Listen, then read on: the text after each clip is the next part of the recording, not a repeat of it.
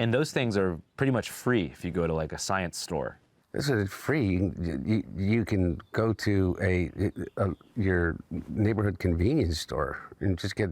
Anyway, I don't want to tell people how to make crack cocaine, but it literally is a mayonnaise jar, cocaine, and baking soda. Hey everyone. So Hunter Biden, son of former President Joe Biden, just sat down for an interview that spanned over 3 hours and traverses many different points in Hunter's life, including his addiction to drugs. So let's get cracking and see what he has to say.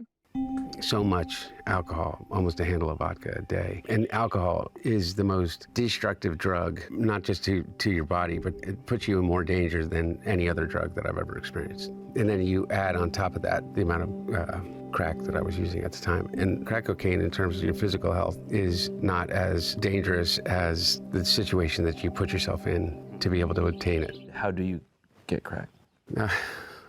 One of the things I don't want to do is give a how-to to any moron like myself that may think that it's a good idea. But crack cocaine is I am fully aware when I'm talking about it in relationship to my own experience with it. It is still a shocking thing for most people, because we have been fed this perception of crack cocaine. It's more than just a drug. It's more than, like, if you say meth or if you say heroin or if you say cocaine. It comes with a whole bunch of different baggage. And because of that, places that you can go get it are some of the most dangerous places in whatever location you happen to be in. And it's everywhere. Mainly for that reason, I learned how to make my own. Have you read... So Hunter is wary of telling us exactly where and how to procure the drug, but maybe he'll give us some insights into how to make it. This beginning segment establishes a theme which you'll see throughout the interview, which is that Hunter believes that crack cocaine has been unfairly maligned by the government, but is really on par with all these other drugs. But regardless, it seems a little tangential in an interview that is supposedly concerned with his personal addiction, the effects on family, friends, not to mention the allegations of shady international business practices, and whatever was going on with those masterpieces he was painting in his garage. So let's continue. Can't come back in if we don't test you. And I said, well, this is what I did.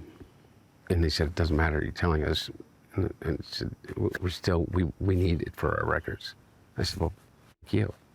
And I walked out to the park across the street, in Lincoln Park in D.C., which is not very far from the White House, which is, I knew to be kind of sometimes an open air, drug market. And I saw someone that I knew from my past life as being in the streets, a woman that I referred to as Bicycles. And I knew that it was kind of a suicidal thought. I said, "Do you got any crack?" She sold me crack. And then that was it. From there, it just progressively got worse and worse. What kind of places did it take you? Physically, it took me to, geographically, it took me to some, the worst parts of any city, town, state that you've been through. And, I know that you've been through these places I've watched, but, it takes you to, metaphorically and literally, to the Super 8 motel off the highway, rooms for rent on an hourly or daily basis, for tens of dollars. And that's kind of where it takes you. So Hunter says, and maybe he just misspoke, that metaphorically, crack takes you to a Super 8 hotel. Now, maybe this is just because I'm quite unfamiliar with the effects of this drug, but I am having a little bit of trouble understanding how one can metaphorically be in the headspace of a Super 8 motel.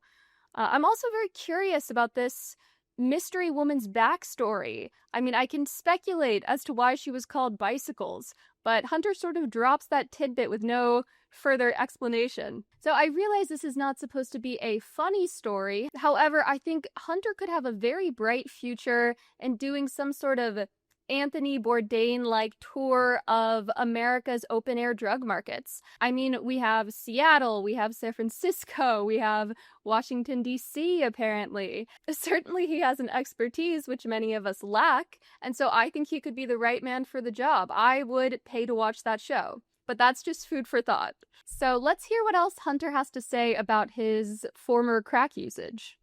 knew of 3 that have been accused credibly of being drug users. And I knew that every single one of them had somebody in their family that was absolutely facing a serious drug problem. I think there might be a lack of understanding there because they think that cocaine is fundamentally different from crack cocaine. I don't know what they know. Do you know what I mean? Like, Well, because they think cocaine, Scarface, very cool. Yeah. Crack cocaine, they think The Wire. oh, in that sense, oh, absolutely. You know what I mean? Like they don't know how absolutely. Yeah. similar the chemical compounds are. Well, the only difference between crack cocaine and cocaine is sodium bicarbonate and water and heat, literally. That's it? That's it. And those things are pretty much free if you go to like a science store. This is free. You can go to your neighborhood convenience store and just get. Anyway, I don't want to tell people how to make crack cocaine, but it literally is a mayonnaise jar, cocaine, and baking soda. How different is the experience? It's vastly, vastly different. And like for real, I feel really reluctant to. So this is like one of those New York Times recipes with 4 ingredients you already have in the cabinet, you know? You want a pinch of sodium bicarbonate, and then you're going to want to pull out your jar of powdered cocaine. I mean, Hunter's eyes have a certain sparkle when he talks about this that they lack in other segments of the interview, in my opinion. Kind of have some euphoric discussion. I know you're not asking me to do that, but have some euphoric discussion about crack cocaine. I think this might be kind of the opposite here. Okay, no, it's the exact opposite. I'm saying I don't want to have the experience of some euphoric recall. That's how powerful crack cocaine is. Does crack cocaine make you act any differently? No. Is it safer than alcohol? Probably. People think of crack as being dirty. It's the exact opposite. When you make crack, what you're doing is you're burning off all the impurities so that it combines with the sodium bicarbonate, which makes it smokable. That's all. You know, all of these actors and, you know, people in the past that talked about they had a problem with cocaine and freebasing. They were smoking crack. So straw on the stove is the same thing. Not exactly, but close to it. But it's a little bit different. But anyway, my point about it, your point about it, which I think is true, is that there's a thing about crack that is really insidious. And what it is that anytime, you know, I think one of the reasons that they believe that smoking cigarettes is so addictive is because it combines 3 really important things. It's habit forming, there's an oral fixation, and there is a ritual combined with it. And so the idea of hand to mouth is a habit and a fixation that we learn very early, even as children. With a pacifier, with a spoon, with your thumb, to breastfeeding. Okay, so really, I don't want to get into the psychology of it because I'm no expert, but I do know this, is that you combine with that ignition, combustion, and then you combine the ritual. You have your cigarette in the morning, you have your cigarette when you get out of the car, you have your cigarette with your coffee. Crack is that on steroids. It's over and over. There's ritual to it. There's a ritualized part of it. The combination of all of those addictive behaviors together becomes like really powerful. And the drug in and of itself is a more immediate euphoric sensation. And So I would probably contest the claim that crack is safer than alcohol. I mean, I don't know what quantities of both drug Hunter has in mind here, but certainly, and maybe I'm just a plebeian, but having a drink or 2 after work seems a little bit safer than freebasing crack cocaine.